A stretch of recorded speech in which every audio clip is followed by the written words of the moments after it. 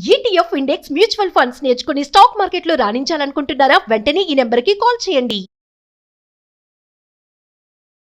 నమస్తే, welcome back to Suman TV. రోజు రోజుకి విపరీతంగా పడిపోతున్న రూపాయి విలువ కంటికి కనిపించిన దెబ్బ కొడుతుంది.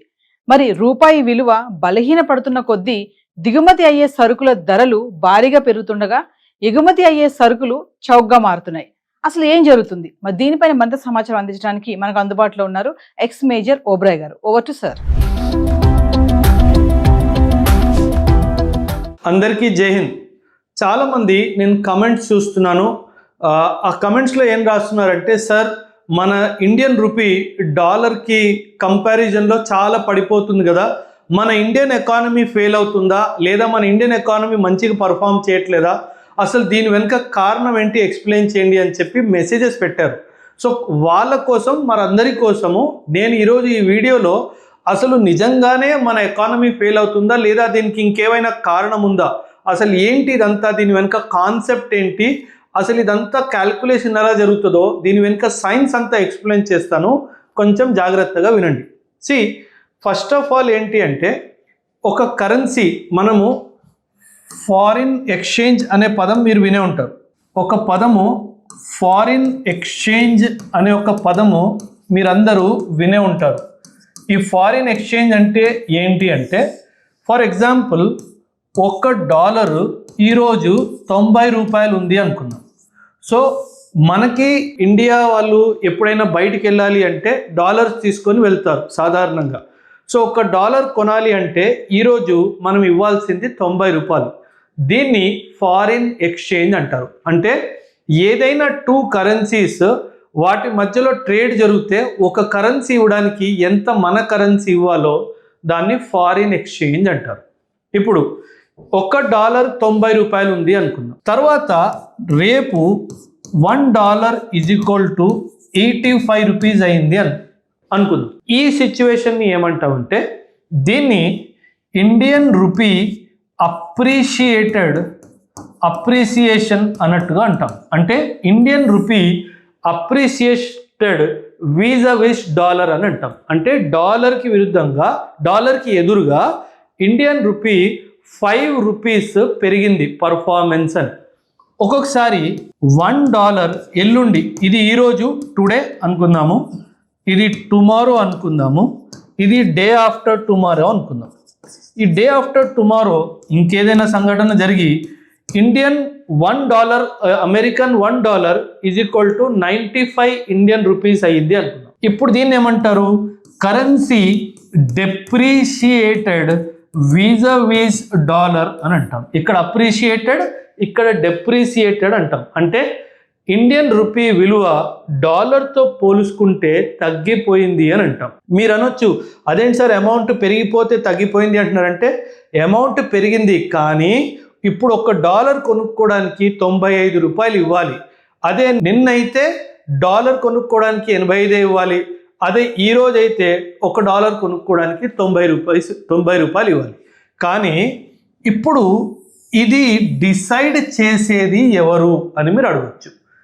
దీన్ని డిసైడ్ చేసేది మార్కెట్ అన్నమాట. దీన్ని డిసైడ్ చేసేదే మార్కెట్. ఎప్పుడైనా గుర్తుపెట్టుకోండి, dollar, rupee or any country currency నిర్ధారించడానికి 2 విధానాలు ఉన్నాయి. ఒకటి ఫిక్స్డ్ ఎక్స్చేంజ్ రేట్ అంటాం. ఏమంటాము? దీని పేరు ఫిక్స్డ్ ఎక్స్చేంజ్ రేట్. రెండవది ఫ్లోటింగ్ ఎక్స్చేంజ్ రేట్ అంటాం. Floating exchange rate. ఒకటి ఫిక్స్డ్ ఎక్స్చేంజ్ రేట్, ఇంకోటి ఫ్లోటింగ్ ఎక్స్చేంజ్ రేట్. ఈ ఫిక్స్డ్ ఎక్స్చేంజ్ రేట్ అంటే మన గవర్నమెంట్, ఇండియా ఎగ్జాంపుల్ తీసుకుందాం. మన గవర్నమెంట్ ఈ ఫిక్స్డ్ ఎక్స్చేంజ్ రేట్, మన ఇండియా ఎగ్జాంపుల్ తీసుకున్నాము, మన గవర్నమెంటే చెప్పేసింది $1 = 80 rupees. We're fixing at this. మార్కెట్తో దీనికి సంబంధం లేదు. అండ్ $1 = 80 రూపాయలు. మీరేమన్నా ఇండియాకి అమ్మాలనుకున్నా, ఇండియాతో ఏమన్నా కొనాలనుకున్నా ఇదే రేటు ఫిక్స్ అని చెప్పాడు. దీన్ని ఫిక్స్డ్ ఎక్స్చేంజ్ రేట్ అంటారు. కాకపోతే ఇక్కడ గవర్నమెంట్ ఇంటర్వెన్షన్ ఉంది, అంటే గవర్నమెంట్ కంట్రోల్ చేస్తుంది అని అర్థం. 1990s వరకు ఇండియాలో ఫిక్స్డ్ ఎక్స్చేంజ్ రేటే జరిగేది. అంటే కొంచెం ముందు నుంచి, కానీ ఆ టైం వరకు ఇండియాలో ఫిక్స్డ్ ఎక్స్చేంజ్ రేటే జరిగేది. కానీ ఇంకొకటి ఫ్లోటింగ్ ఎక్స్చేంజ్ రేట్ అన్నమాట. ఇక్కడ మార్కెట్ ఇంపాక్ట్ చేస్తుంది ఈ ఎక్స్చేంజ్ రేట్ని. ఎలా చెప్తాను వినండి. ఫర్ ఎగ్జాంపుల్, మనం ఎప్పుడైనా సరే మార్కెట్ చూస్తే గనక 3 ఫ్యాక్టర్స్ని చూడాలి. ఒకటి ప్రైస్, ఒకటి డిమాండ్, ఇంకోటి సప్లై. ఈ మూడింటిని డిటర్మినెంట్స్ ఆఫ్ మార్కెట్ అని అంటారు. Determinants of market demand, supply, price. ఎప్పుడైనా గుర్తుపెట్టుకోండి, ఒక ప్రోడక్ట్కి డిమాండ్ హై ఉంది అనుకుందాం అండ్ సప్లై కాన్స్టెంట్గా ఉంది అనుకుందాం. డిమాండ్ పెరిగింది, సప్లై కాన్స్టెంట్గా ఉంది, సప్లై పెరగలేదు. సో అప్పుడు ఆ ప్రోడక్ట్ యొక్క ప్రైస్ కూడా పెరుగుతుంది. ఒకవేళ డిమాండ్ తగ్గుతుంది, సప్లై కాన్స్టెంట్గా ఉంది అంటే మార్కెట్లో ఆ ప్రోడక్ట్కి డిమాండ్ లేదు కానీ సప్లై చేంజ్ అవ్వలేదు, అదే రూపంలో సప్లై అవుతుంది. అప్పుడు ఏమవుతుంది, ఖచ్చితంగా దాని ప్రైస్ పడిపోతుంది. ఎందుకంటే సప్లై ఎక్కువ ఉంది, డిమాండ్ పడిపోయింది కాబట్టి. డిమాండ్ నార్మల్గా ఉంది, పెరగలేదు, ఎక్కువ అవ్వలేదు, సప్లై కూడా అదే విధంగా ఉంది అనుకోండి, ప్రైస్ కూడా స్టేబుల్గానే ఉంటుంది. కానీ అమెరికన్ డాలర్ విషయంలోకి వచ్చేసరికి కొన్ని విషయాలు దీన్ని ఇంపాక్ట్ చేస్తాయి. అమెరికన్ డాలర్ డిమాండ్, ఇంటర్నేషనల్ మార్కెట్లో కరెన్సీ రేట్స్ ఎలా ఫ్లక్చువేట్ అవుతాయంటే డిమాండ్ సప్లై బేస్ చేసుకొని. ఇప్పుడు అమెరికన్ డాలర్ ప్రపంచం అందరికీ కావాలి. ఇక్కడే చిక్కుంది. అమెరికా ఇక్కడే గేమ్ ఆడింది, వరల్డ్ మొత్తంతో గేమ్ ఆడేసింది. వరల్డ్లో, ప్రపంచంలో డాలర్ అందరికీ అవసరం ఉంది. ఎందుకు అవసరం ఉంది? ఎందుకంటే వరల్డ్లో ఇంటర్నేషనల్ బిజినెస్ మొత్తము దాదాపు డాలర్తోనే నడుస్తుంది. ఇప్పుడు ఒక కమాడిటీ ఈ డాలర్ అందరికీ కావాలి అన్నప్పుడు ఖచ్చితంగా ఇంటర్నేషనల్ బిజినెస్ వరల్డ్లో పెరుగుతుంది కాబట్టి ఈ డాలర్ యొక్క డిమాండ్ ఖచ్చితంగా పెరుగుతుంది. అండ్ అమెరికా తెలివిగా ఏం చేస్తుందంటే డిమాండ్ పెరుగుతున్నా సరే సప్లైని కంట్రోల్ చేయడానికి ప్రయత్నిస్తుంది. సప్లైని కంట్రోల్ చేసింది, డిమాండ్ మాత్రం పెరుగుతూ ఉంది. అప్పుడు డాలర్ విలువ ఏమవుతుంది? డాలర్ విలువ పెరుగుతుంది. నేను చెప్పేగా ఇంటర్నేషనల్ బిజినెస్ అంతా పెరుగుతుంది కాబట్టి డిమాండ్ ఆఫ్ ది డాలర్ కూడా పెరుగుతుంది. ఎందుకంటే ఇంటర్నేషనల్ బిజినెస్ అంతా డాలర్తోనే నడుస్తుంది. ఈ ఇంటర్నేషనల్ బిజినెస్ కూడా పక్కన పెడదాం. ఒక పదం ఉంది, దీన్ని పెట్రో డాలర్ అంటారు. పెట్రో డాలర్ అంటే విశ్వవ్యాప్తంగా వరల్డ్ మొత్తంలో ఏ దేశమైనా ఎక్కడి నుంచైనా ఆయిల్ కొనుక్కోవాలి అంటే, ఆయిల్ అంటే ఇక్కడ పెట్రోలు, డీజిల్, ఇదంతా ఆయిల్ అంటారు, దీన్ని క్రూడ్ ఆయిల్ అంటారు. పెట్రోలు, డీజిల్ ఏ దేశమైనా వరల్డ్లో ఎవరి నుంచైనా ఆయిల్ కానీ పెట్రోల్, డీజిల్ కొనుక్కోవాలంటే అది ఖచ్చితంగా డాలర్లోనే డీలింగ్ జరగాలి. దాన్నే పెట్రో డాలర్ అంటారు. మనందరికీ తెలుసు ఆయిల్ ప్రతి ఒక్క ఎకానమీకి ఇంపార్టెంట్ అండ్ ప్రతి ఒక్క ఎకానమీ వరల్డ్లో గ్రో అవుతానే ఉంది. అంటే ఏంటి, వాళ్ళ ఆయిల్ ఇంపోర్ట్స్ పెరుగుతానే ఉన్నాయి. అంటే వాళ్ళ డాలర్ రిక్వైర్మెంట్ పెరుగుతానే ఉంది. అంటే వాళ్ళ డాలర్ డిమాండ్ పెరుగుతానే ఉంది. అంటే ఏంటి అర్థము, ఇక్కడ డాలర్ డిమాండ్ పెరుగుతానే ఉంది కానీ అమెరికా వాడు సప్లైని కంట్రోల్ చేస్తున్నాడు కాబట్టి వాళ్ళ డాలర్ ప్రైస్ పెరిగిపోతుంది. అందుకే ఎప్పుడైతే ఇది జరుగుతుందో నా రూపీ బాగా పర్ఫామ్ చేయట్లేదు కాదు, వీడు కంట్రోల్ చేస్తుండడం వలన వీడి డిమాండ్ పెరిగిపోతుంది అండ్ వీడి డిమాండ్తో పాటు వీడి ప్రైస్ కూడా పెరిగిపోతుంది. అందుకే it is not that Indian rupee is not performing, it is that the demand for the dollar is increasing. అందుకే the price of rupee is falling. నా ఎకానమీ వీకేం కాదు, one of the strongest economies in the world today, proudly చెప్తాను. And one of the most stabled economies in the world. America వాడు 50% tariff విధించిన తర్వాత ఏ economy కూడా తన కాళ్ళ మీద నిల్చోలేదు. కానీ మనం ఫరక్ పడదు అని చెప్పేసి ధైర్యంగా వాడిని అడుక్కోకుండా ధైర్యంగా దాన్ని కూడా ఫేస్ చేసాము. ప్రపంచంలో మొట్టమొదటి ఎకానమీ మన ఇండియాది. ఎందుకంటే మనం మార్కెట్లో అంత స్ట్రెంగ్త్ ఉంది కాబట్టి. ఇప్పుడు మనం ఏమంటున్నాము, అమెరికన్ డాలర్కి డిమాండ్ ఎక్కువ ఉంది కాబట్టి వాడు సప్లైని కంట్రోల్ చేస్తున్నాడు కదా, అందుకే వాడు ప్రైస్ పెరిగిపోతుంది అన్నాం. ఇప్పుడు ఆర్బీఐ ఏం చేస్తుందంటే చాలా తెలివిగా, ఎందుకంటే వీడు సప్లైని కంట్రోల్ చేస్తున్నాడు. మన ఆర్బీఐ దగ్గర ఫారిన్ ఎక్స్చేంజ్ రిజర్వ్స్ ఉంటాయి, మనందరికీ తెలుసు. దాదాపు $700 బిలియన్ ఫారిన్ ఎక్స్చేంజ్ రిజర్వ్స్ ఉంది.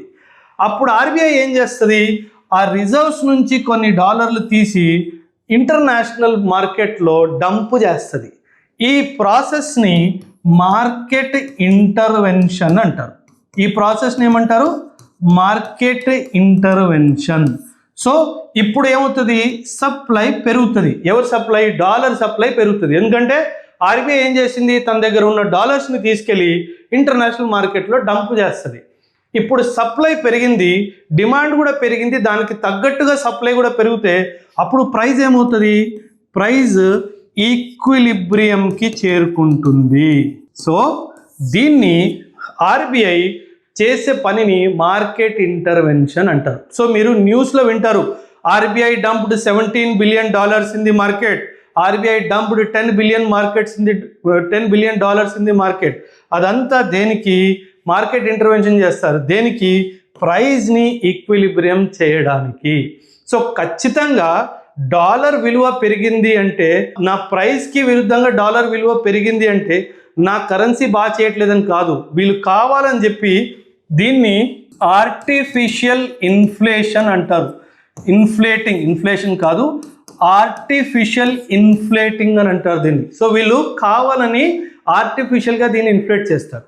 ఒక కరెన్సీ యొక్క విలువ చాలా ఫ్యాక్టర్స్ మీద డిపెండ్ అయి ఉంటుంది. కరెన్సీ యొక్క విలువ వచ్చేసి చాలా ఫ్యాక్టర్స్ మీద డిపెండ్ అయి ఉంటుంది. అందులో ముఖ్యంగా మన జీడిపి ఏంటి, అండ్ మన గ్రోత్ రేట్ ఏంటి, అండ్ ఇంకో విషయం ఏంటంటే ఫెడరల్ రిజర్వ్, అమెరికా యొక్క సెంట్రల్ బ్యాంక్ అన్నమాట. వీళ్ళు కూడా చాలాసార్లు మార్కెట్లో డబ్బులు తీసుకోవడము ఇవ్వడం చేస్తూ ఉంటారు. వీళ్ళు ఇంట్రెస్ట్ రేట్ని కూడా మ్యానిపులేట్ చేస్తారు. ఇంట్రెస్ట్ రేట్, వీళ్ళు ఇచ్చే ఇంట్రెస్ట్ని మ్యానిపులేట్ చేస్తారు. వీళ్ళు ఇంట్రెస్ట్ రేట్ పెంచారు అనుకుందాం, అప్పుడు ఏమవుతుందంటే ప్రపంచం మొత్తం నుంచి మనీ విత్డ్రా చేసి వీళ్ళు వెళ్ళి ఫెడరల్ రిజర్వ్లో ఇన్వెస్ట్మెంట్ చేస్తారు. For example, American federal reserve ఏం చెప్పింది, నేను ఇంట్రెస్ట్ రేట్స్ పెంచుతున్నాను అంటే మీరు నా దగ్గర ఇన్వెస్ట్ చేస్తే మీకు ఎక్కువ ఇంట్రెస్ట్ వస్తుంది అని చెప్తారు. ఎందుకంటే American economy is very trusted economy కాబట్టి అప్పుడు ఏం జరుగుతుందంటే మన ఇండియా లాంటి దేశాల నుంచి ఎవరైతే మన దేశంలో ఇన్వెస్ట్మెంట్ చేశారో వాళ్ళు డబ్బులు మన దేశం నుంచి తీసుకొని అమెరికాలో ఇన్వెస్ట్ చేయడం మొదలు పెడతారు. ఎందుకంటే American economy is more trust worthy than Indian economy కాబట్టి. ఎందుకంటే ఇక్కడ డబ్బులు వచ్చే అవకాశం చాలా ఎక్కువ ఉంది కాబట్టి. అందుకే వీళ్ళు ఏం చేస్తారు, ఇన్వెస్ట్మెంట్ ఇండియా నుంచి తీసుకెళ్ళి అమెరికాలో పెడతారు. దీన్నే టెక్నికల్గా క్యాపిటల్ అవుట్ఫ్లో అంటారు. దీన్ని ఏమంటారు, క్యాపిటల్ అవుట్ఫ్లో. అండ్ అతి ముఖ్యమైన కారణము ఫ్లక్చువేషన్కి ఫ్యాక్టరు ఈ ఫెడరల్ రిజర్వ్ వాడు నిర్ధారించిన ఫెడరల్ రిజర్వ్ రేట్ ఫ్లక్చువేషన్ అనమాట. రీసెంట్గా ఒక న్యూస్ ఏమొచ్చింది అంటే federal reserve is going to increase the interest rate అని వచ్చింది. అందుకే ఇది ఇంక్రీజ్ చేసే అవకాశం కూడా ఉంది. అందుకే మన కరెన్సీ రేట్ కూడా ఫ్లక్చువేట్ అవుతుంది. సో భయపడాల్సిన అవసరం లేదు, ఇది టెంపరరీ సైన్ మాత్రమే, మళ్ళీ వెనక్కి తిరిగి వస్తుంది. కానీ ఇంకొక విషయం ఏంటంటే, దో ఇది చాలా పెద్ద డైమెన్షన్, కానీ 2 minutesలో చెప్తాను, జాగ్రత్తగా వినండి. ఎప్పుడైనా సరే $1 ఈజ్ ఈక్వల్ టు 90 రూపీస్ ఒకటి, $1 ఈజ్ ఈక్వల్ టు 80 రూపీస్ ఒకటి అనుకో. $1 ఈజ్ ఈక్వల్ టు 90 రూపీస్ ఉన్నప్పుడు మన ఎక్స్పోర్ట్స్కి ఇది మంచి విషయము. కానీ తగ్గినప్పుడు మన ఇంపోర్ట్స్కి ఇది మంచి విషయము. ఇక్కడ ఎందుకు ఎక్స్పోర్ట్స్కి మంచి విషయం అంటే, ఫర్ ఎగ్జాంపుల్ మనం ఇండియా నుంచి మ్యాంగోస్ అమెరికాకి ఎక్స్పోర్ట్ చేస్తున్నాము అనుకుందాం. ముందు ఎంత ఉండేది ప్రైస్, 80 రూపీస్, ఇప్పుడు ఎంత అయింది, 90 అయింది. అంటే ఏంటి, అమెరికా నుంచి వచ్చిన ఒక ఎక్స్పోర్టరు మన ఇండియా నుంచి తీసుకెళ్ళాలి అని చెప్పి వచ్చిన ఆయన $1 సబ్మిట్ చేస్తే ఆయనకి 90 రూపాయలు దొరుకుతాయి. అంటే 10 రూపాయలు ఎక్కువ దొరుకుతాయి. సో ఈ 10 రూపాయలు ఎక్కువ దొరికినందువల్ల ఆ మనిషి ఎక్కువ మ్యాంగోస్ ఇండియా నుంచి తీసుకోగలుగుతాడు. అందుకే ఇలా మన కరెన్సీ అమెరికన్ డాలర్కి ఎదురుగా పడిపోయినప్పుడు మన ఎక్స్పోర్ట్స్కి మంచిది. అండ్ అదేవిధంగా ఇది తగ్గిపోయినప్పుడు మన ఇంపోర్ట్స్కి మంచిది. ఎందుకంటే మనం ఆయిల్ బయట నుంచి కొన్నప్పుడు 80 రూపాయలు ఇస్తే మనకు $1 ఇస్తారు.